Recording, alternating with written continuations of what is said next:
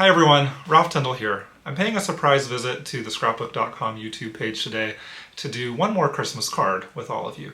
Now I know what you're thinking, Christmas in July is almost over, but I think we have time for one or two more cards. What do you think? So today I'm going to walk you through step by step how to make this card using several products from the Scrapbook.com website. All of the products are available on the Scrapbook.com store, so I'll be sure to have those linked down below. And by the way, if you've never seen me before, it's great to meet you. My name is Ralph Tyndall. I've been making cards online, mostly on Instagram and TikTok for the past year or so, but I just started my very first YouTube channel a couple weeks ago. If you enjoy the video today and like what you see, I would love for you to come join me over on my channel, Ralph Tyndall Designs, and I'll have that linked down in the description with the product list as well. Now without further ado, let's get into the card. Hi everyone. I know that July is almost over, but I think that we have just enough time to do another Christmas in July Christmas card. So today we're going to make a card using several of the Christmas items from Scrapbook.com. I have this idea. I want to make a Christmas tree scene with this bear sitting in front of it. So the main elements we're going to be using today are this Home for Christmas stamp set. I also have the coordinating dies to go with this. And we're also going to use this bear die set. So that's going to be our core elements. And then you'll see that I'm also going to be throwing in a couple of the Scrapbook.com paper packs. So we're going to be using this Christmas pattern set, and then two of my favorites that I go back to all the time, the neutrals and the holographic papers. I want to go ahead and start creating our Christmas tree scene. So I'm going to bring in my stamp platform. I have the black larger Misty, but you can use any stamp platform you prefer. You could also use your acrylic blocks if you'd like to. So there are a couple of techniques I really want to highlight in the making of this card. One of them is related to this Christmas tree stamp. Now I really love the look and feel of this Christmas tree, so I knew that I wanted to use it for my card. However, it's not quite as tall as I would like it to be. You can see it's pretty short when I put it on the paper. Now this may be great for some scenes, but I really want the Christmas tree to take up the full page. So I'm going to show you a little tip on how you can actually extend your stamped image. Now this won't work with every stamp in the world, but we should be able to make it work with this guy. So we're going to start by placing our stamp right where we want it. I want the top of the tree to go all the way to the top, and then I want the tree kind of to the left a little bit because, remember, I'm going to put my bear sitting next to the tree. Now this is where things get interesting. Remember, I want to extend my tree down the paper. So when you're looking at this tree stamp, you can see it starts to narrow a little bit at the bottom. I want to avoid that. So what I'm actually going to do is I'm going to use some of my Scrapbook.com mint tape to actually mask off this bottom portion of the stamp. Now, if you're not familiar with mint tape, it's absolutely a must-have in my craft room. There are so many use cases for it. You can use it for masking off parts of your stamp, like I'm doing right now. You can use it to help hold down your dies while you're die cutting. Honestly, the list goes on and on. So all I'm going to do, I'm very carefully, there's no real science to this, you just kind of have to use your eyes to make sure you're masking in the right place, but I want to make sure that I mask off these bottom couple of branches so that when I go to ink up the stamp, I'm not getting any ink on those pieces. Hopefully that makes sense. Let me see if I can give you a little bit of a close-up here.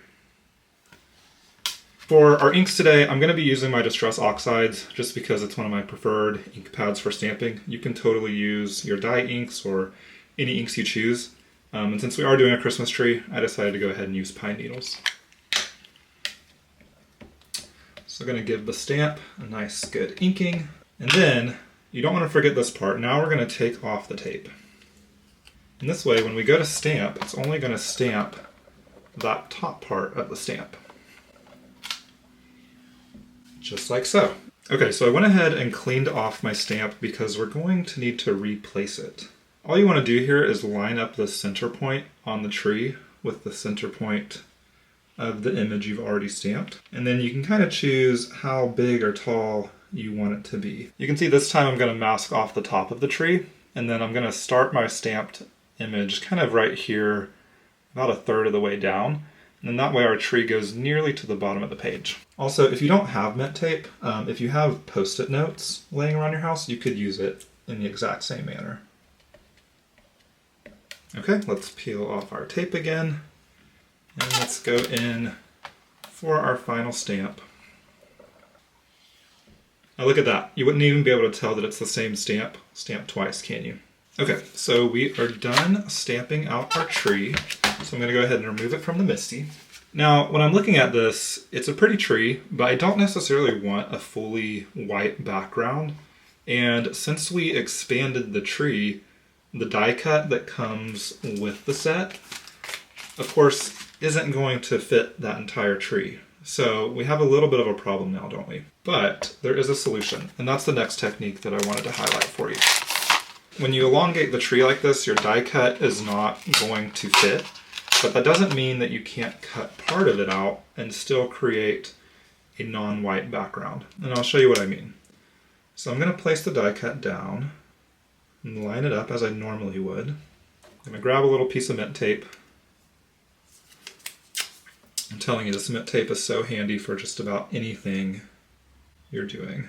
And then what we're going to do is we're going to cut this as we normally would, but we're only going to cut it about halfway, which you can do by rolling the die cut in about halfway and then rolling it in the opposite direction back out.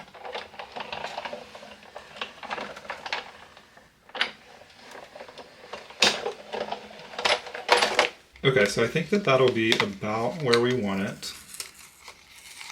And so now we have the top portion of this tree cut out, and then what we're going to do is we're just going to go in with our scissors and kind of fussy cut the bottom. So we'll end up with half of the tree attached to the full sheet, and then the top part will be coming out. And this part is definitely more art than science. If you've been watching my content at all over on Instagram or TikTok, you know that I'm not big into fussy cutting. It's not my best skill. I always prefer to die cut when I can, but even I can do this. So don't worry too much. Perfect. So you'll end up with something like this. Now, what do we want for our background? I think I want to do something a little more colorful and fun. So I'm going to grab this Christmas patterned paper pad from Scrapbook.com. And I saw a green plaid paper in here that I thought would be really pretty right here. Let's use this guy. Now, one thing that's worth noting while we're here talking about paper, if you're not familiar with the way that Scrapbook.com does their paper pads, it's worth mentioning. A lot of times they will have coordinating paper sets where they will have a patterned paper pad and then a solid colored paper pad. They'll be under the same name, so in this case Christmas, and they're meant to complement each other. So that way, if you need solid paper and patterned paper, you can be sure that your solid colors will coordinate with the patterned paper you're using. So if you're not great with color theory, which I tend to struggle with myself, this will keep you safe. Okay, so we're gonna look at this paper and decide exactly where we want the tree to go. You can see that this paper has some really pretty golden stars on it, so I want to get as many of these golden stars in the background as I can. So what I'm going to do is just grab one of my A2 rectangle dies and just cut this guy right out. And then I'll just reuse some of the cement tape that I used for my Christmas tree die.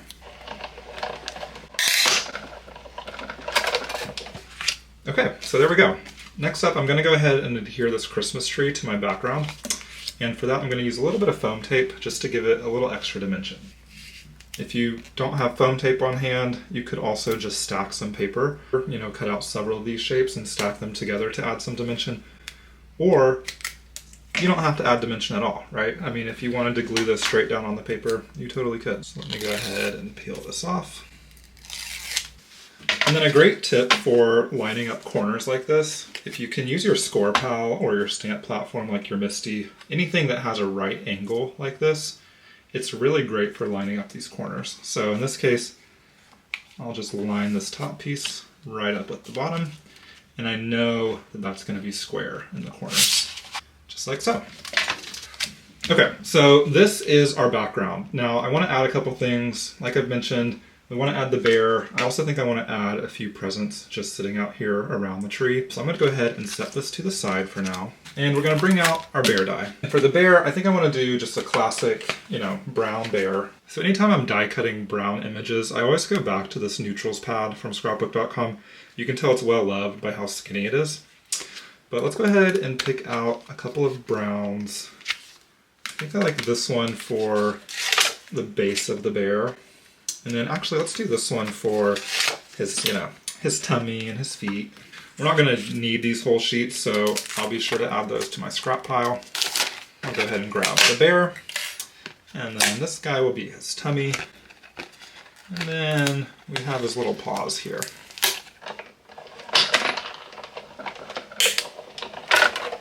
Now keep in mind, your bear can be whatever color you want, right?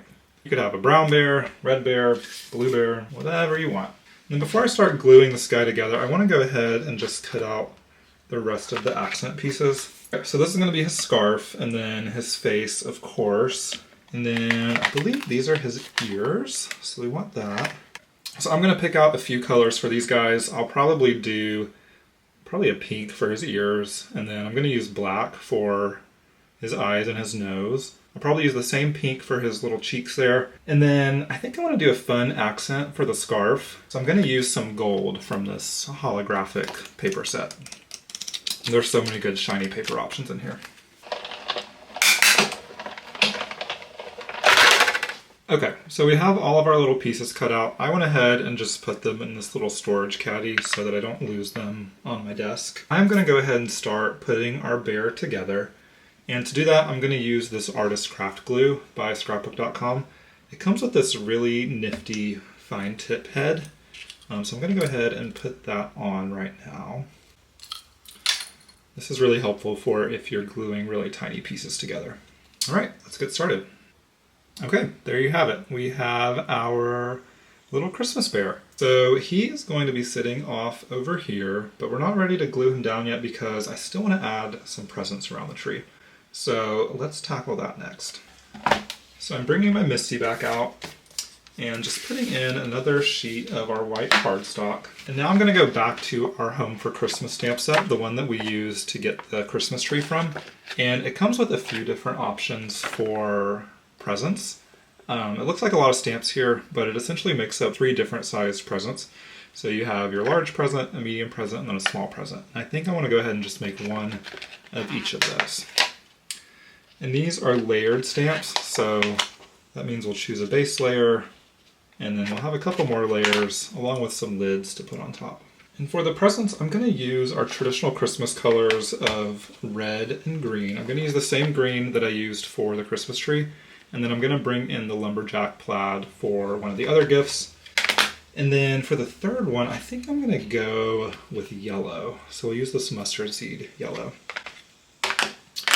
So I'm going to go ahead and ink these up. Alrighty, that looks pretty good to me. So let's go ahead and clean these off, and then we'll get the next layer started. So for the next layer, we have some details to add to each of the presents. For the large one, we have these little dots. In the medium, we have some dots and lines. And then for the smaller present, we just have these vertical lines. And to keep things simple, I think I'm just going to do black for all of these. And there we go. I have 3 lovely gifts. So of course, Scrapbook.com does have the coordinating dies that go with these gifts. It's the same die set that we got our tree from earlier. So I'm going to go ahead and take these guys and run them through my die cut machine. So let's go ahead and start kind of placing our dies here. I'll just play a little bit with the positioning. I think we'll do the big red gift over here on the far left. Do the green guy kind of here to the right. I think we're going to cover him up a bit with the bear. And then we'll do the yellow one right here. So let's go ahead and glue these guys down.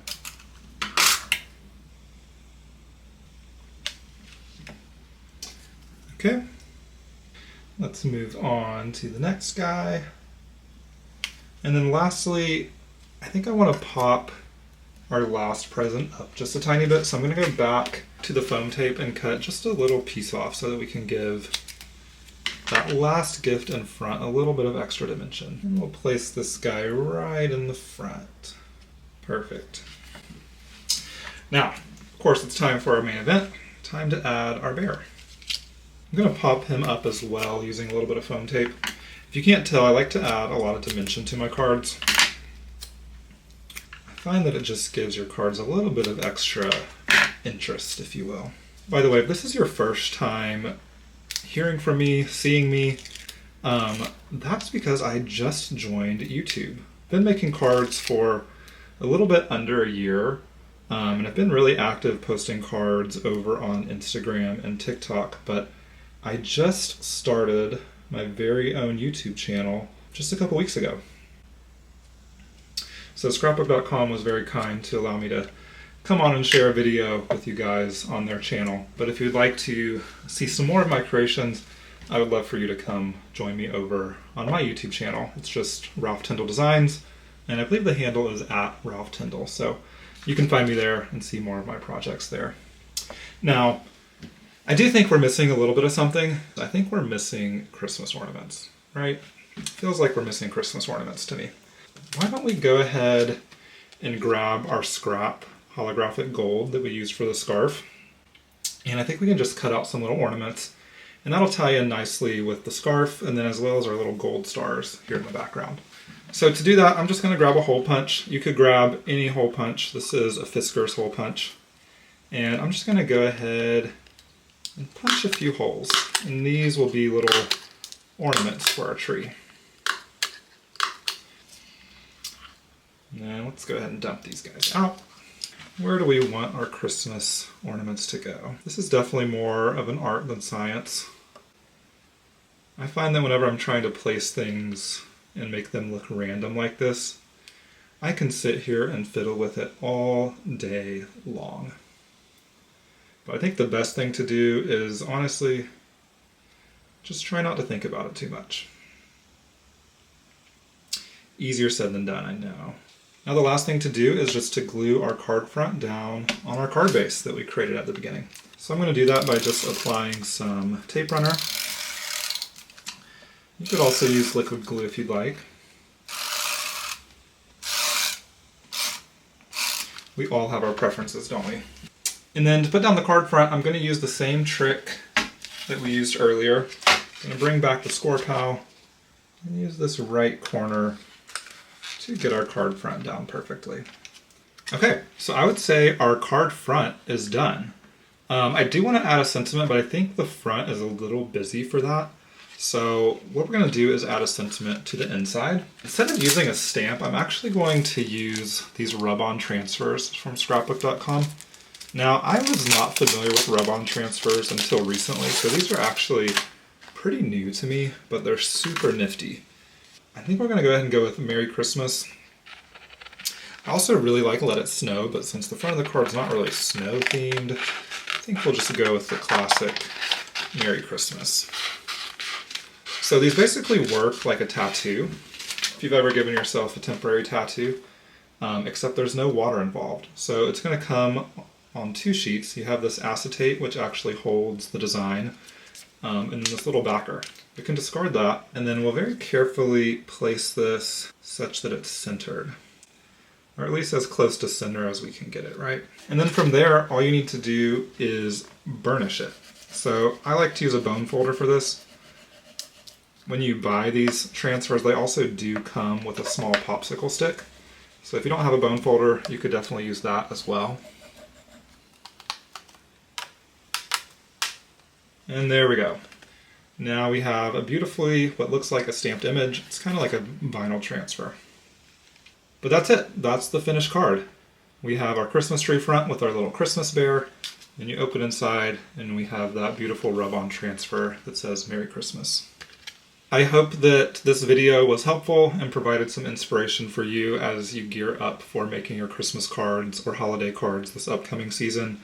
If you're interested in any of the products that were used in this video, I do have all of them linked in the description below, so you are welcome to check those out. And again, if you are new to me and this is the first time you're hearing of me, I would also love for you to come join me over on my YouTube channel. It's just Ralph Tyndall Designs. I'll have that linked down below in the description as well. I'd love for you to come join me over there. And yeah, I hope that you enjoyed this, and happy crafting!